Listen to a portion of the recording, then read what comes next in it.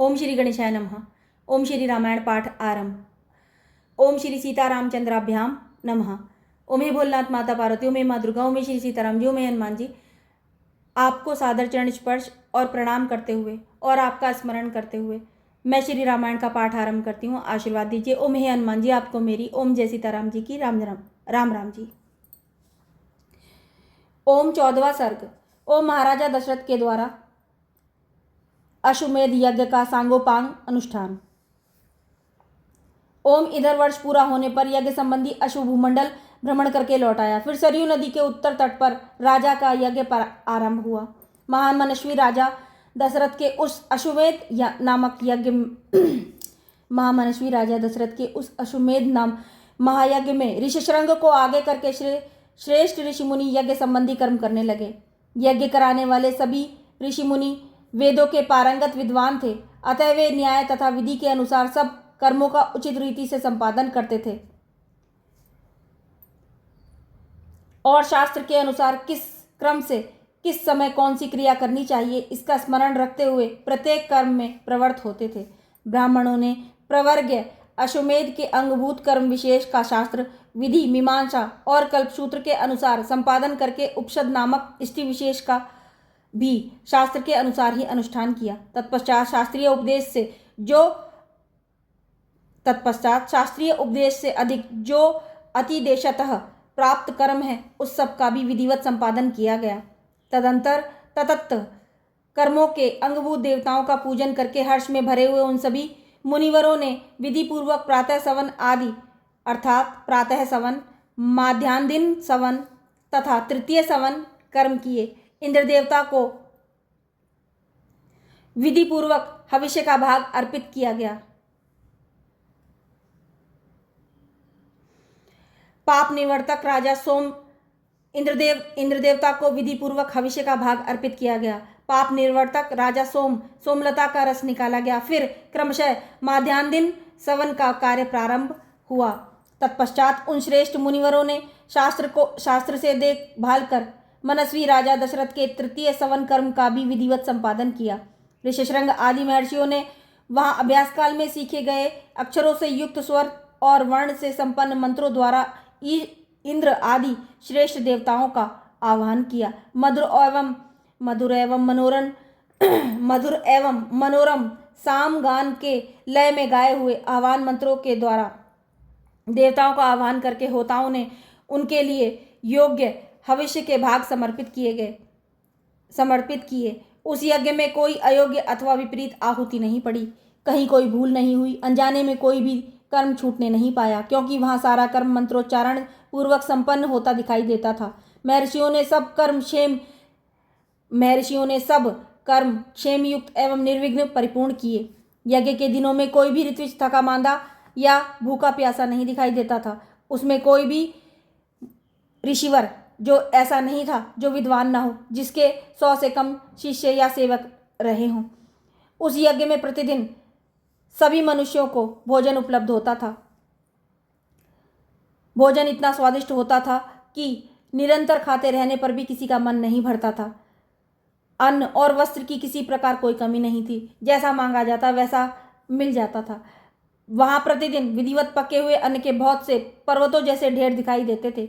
महामनस्वी राजा दशरथ के उस यज्ञ में नाना देशों से आए हुए स्त्री पुरुष अन्नपान द्वारा भली भांति तृप्त किए गए थे।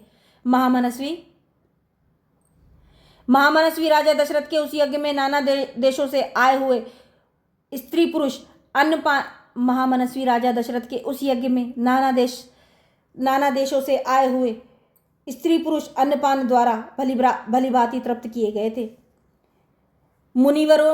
मुनिवर भोजन विधिवत बनाया गया है, बहुत स्वादिष्ट है, ऐसा कहकर अन्न की प्रशंसा करते थे।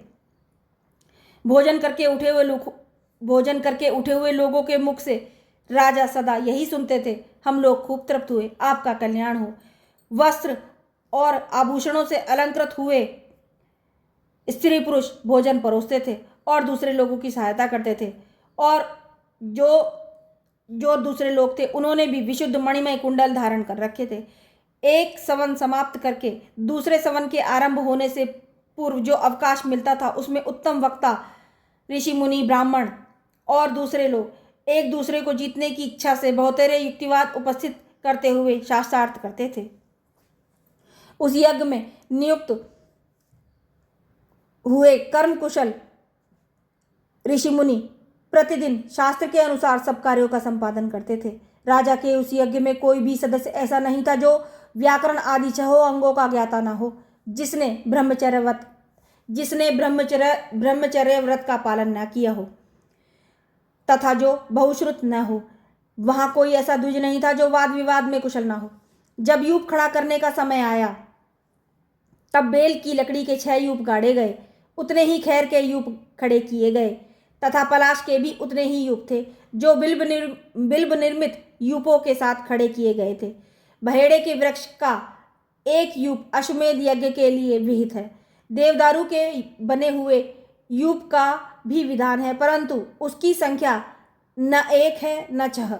देवदारू के 2 ही यूप विहित हैं। दोनों बाहें फैला देने पर जितनी दूरी होती है उतनी ही दूर पर वे दोनों स्थापित किए गए थे। यज्ञ कुशल शास्त्रज्ञ ब्राह्मणों ने ही इन सब यूपों का निर्माण कराया था। उस यज्ञ की शोभा बढ़ाने के लिए उन सब में सोना जड़ा गया था। पूर्वोक्त 21 अरत्नी 504 अंगुल ऊंचे बनाए गए थे। उन सबको पृथक पृथक 21 कपड़ों से अलंकृत किया गया था। कारीगरों द्वारा अच्छी तरह से बनाए गए वे सभी सुदृढ़ यूप विधिपूर्वक स्थापित किए गए थे। वे सब के सब 8 कोणों से सुशोभित थे। उनकी आकृति सुंदर एवं चिकनी थी। उन्हें वस्त्रों से ढक दिया गया था और पुष्प चंदन से उनकी पूजा की गई थी। जैसे आकाश में तेजस्वी सप्तऋषियों की शोभा होती है, उसी प्रकार यज्ञ मंडप में वे दीप्तमान यूप सुशोभित होते थे। उसी प्रकार यज्ञ मंडप में वे दीप्तिमान यूप सुशोभित होते थे। जैसे आकाश में तेजस्वी सप्तऋषियों की शोभा होती है, उसी प्रकार यज्ञ मंडप में वे दीप्तिमान यूप सुशोभित होते थे। सूत्रग्रंथों में बताए अनुसार ठीक माप से ईंटें तैयार कराई गई थी। उन ईंटों के द्वारा यज्ञ संबंधी शिल्पी कर्म में कुशल ऋषियों ने अग्नि का चयन किया था। राज सिंह महाराज दशरथ के यज्ञ में चयन द्वारा संपादित अग्नि की कर्म कांड कुशल ऋषि मुनियों द्वारा शास्त्र विधि के अनुसार स्थापना की गई। उस अग्नि की आकृति दोनों पंख और पुच्छ फैलाकर नीचे देखते हुए पूर्वाभिमुख खड़े हुए गरुड़ की सी प्रतीत होती थी। सोने की ईंटों से पंख का निर्माण होने से उस गरुड़ के पंख स्वर्णमय दिखाई देते थे। प्रकृत अवस्था में चित्त अग्नि के 6 प्रस्तार होते हैं, किंतु अश्वमेध यज्ञ में उसका प्रस्तार 3 गुना हो जाता है। इसलिए वह गरुड़ाकृति अग्नि 18 प्रस्तारों से युक्त थी। वहां पूर्वोक्त यूपों में शास्त्र विहित पशु, सर्प और पक्षी विभिन्न देवताओं के उद्देश्य से बांधे गए थे। शामित्र कर्म में यज्ञीय अश्व तथा कुर्म आदि जलचर जंतु जो वहां लाए गए थे, ऋषियों ने उन सबको शास्त्र विधि के अनुसार पूर्वोक्त यूपों में बांध दिया। उस समय उन यूपों में 300 पशु बंधे हुए थे तथा राजा दशरथ का वह उत्तम अश्वरत्न भी वहीं बांधा गया था। रानी कौशल्या वहां प्रोक्षण आदि के द्वारा सब ओर से उस अश्व का संस्कार करके बड़ी प्रसन्नता के साथ 3 तलवारों के साथ रानी कौशल्या ने उसका स्पर्श किया। तदंतर कौशल्या देवी ने सुस्थिर चित्त से धर्म पालन की इच्छा रखकर उस अश्व के निकट एक रात निवास किया।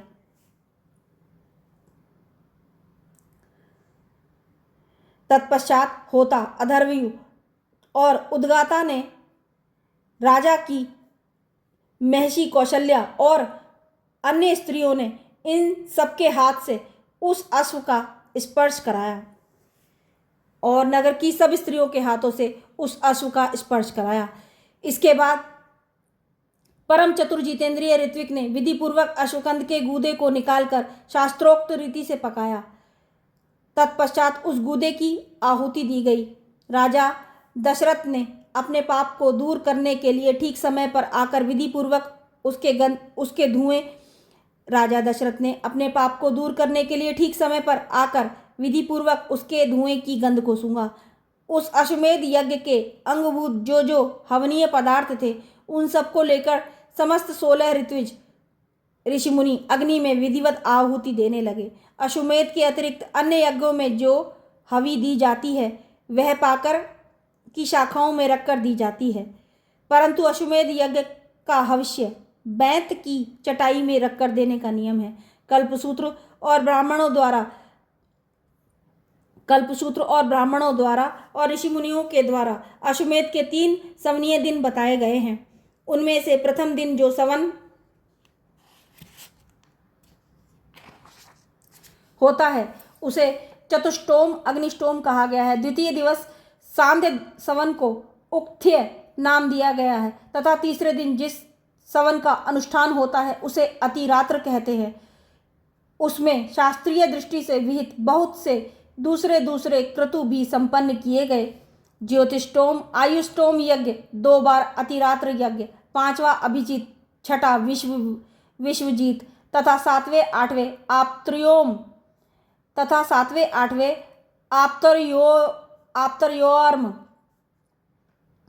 तथा 7वें 8वें आप्तोर्याम, वे सब के सब महाक्रतु माने गए हैं जो अश्वमेध के उत्तर काल में संपादित हुए।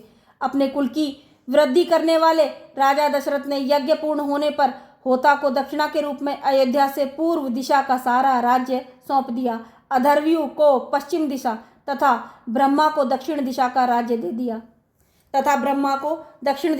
दे दिया। इसी तरह उद्गाथा को उत्तर दिशा की सारी भूमि दे दी। पूर्व काल में भगवान ब्रह्मा जी ने जिसका अनुष्ठान किया था उस अश्वमेध नामक महायज्ञ में ऐसी ही दक्षिणा का विधान किया गया है। इस प्रकार विधि पूर्वक यज्ञ समाप्त करके अपने कुल की वृद्धि करने वाले पुरुष शिरोमणि राजा दशरथ ने ऋत्विजों को सारी पृथ्वी दान कर दी। यो दान देकर इक्ष्वाकु कुल नंदन श्रीमान महाराज दशरथ के हर्ष की सीमा न रही, परंतु समस्त ऋत्विज उन निष्पाप नरेश से इस प्रकार बोले, महाराज अकेले आप ही संपूर्ण पृथ्वी की रक्षा करने में समर्थ हैं, हमें इसके पालन की शक्ति नहीं है, अतः भूमि से हमारा कोई प्रयोजन नहीं है। भूमिपाल, हम तो सदा वेदों के स्वाध्याय में ही लगे रहते हैं, इस भूमिका का पालन हमसे नहीं हो सकता, अतः आप हमें यहाँ इस भूमि का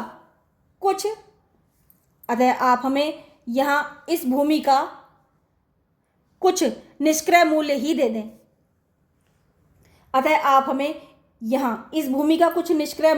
दें। नृपश्रेष्ठ, मणि रत्न सुवर्ण गौ अथवा जो भी वस्तु यहाँ उपस्थित हो वही हमें दक्षिणा रूप में दे दीजिए। इस धरती से हमें कोई प्रयोजन नहीं है। वेदों के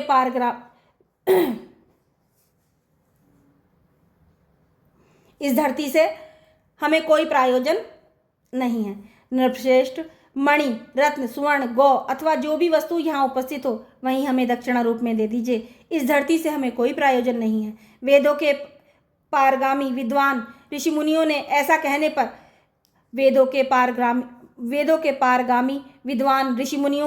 कहने पर राजा ने उन्हें 10 लाख गौएं प्रदान की, 10 करोड़ स्वर्ण मुद्रा और उनसे चौगनी रजत मुद्रा अर्पित की। तब उन समस्त ऋत्विजों ने एक साथ और ऋषि मुनियों ने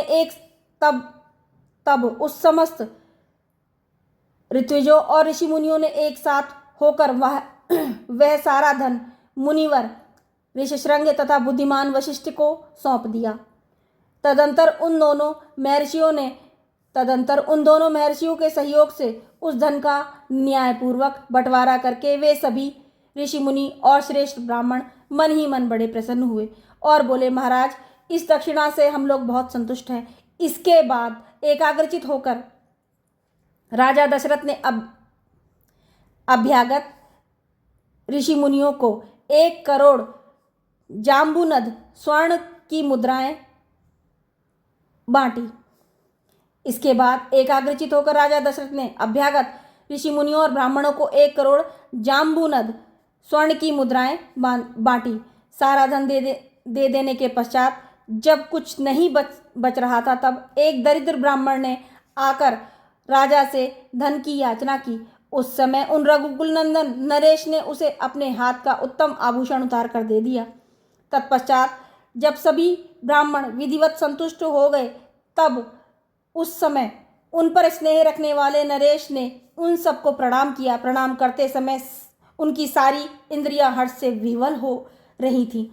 पृथ्वी पर पड़े हुए उन उदार नरवीर को ब्राह्मणों ने और ऋषि मुनियों ने और महर्षियों ने नाना प्रकार के आशीर्वाद दिए। पृथ्वी पर पड़े हुए उन उदार नरवीर को ऋषि मुनियों और ब्राह्मणों ने नाना प्रकार के आशीर्वाद दिए। तदंतर उस परम उत्तम यज्ञ का पुण्यफल पाकर राजा दशरथ के मन में बड़ी प्रसन्नता हुई। वह यज्ञ उनके सब पापों को नाश करने वाला तथा उन्हें स्वर्गलोक में पहुंचाने वाला था। साधारण राजाओं के लिए उस यज्ञ को आदि से अंत तक पूर्ण कर लेना बहुत ही कठिन था। यज्ञ समाप्त होने पर राजा दशरथ ने ऋषिशृंग से कहा, उत्तम व्रत का पालन करने वाले मुनीश्वर, अब जो कर्म मेरी कुल परंपरा को बढ़ाने वाला हो, उसका संपादन आपको कराना चाहिए। तब तब तब तब तब द्विश्रेष्ठ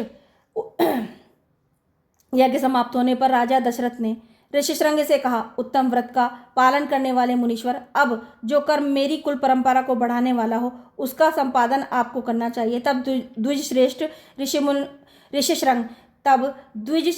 ऋषिशृंग तथास्तु कहकर राजा से बोले, राजन, आपके 4 पुत्र होंगे जो इस कुल के भार को वहन करने में समर्थ होंगे।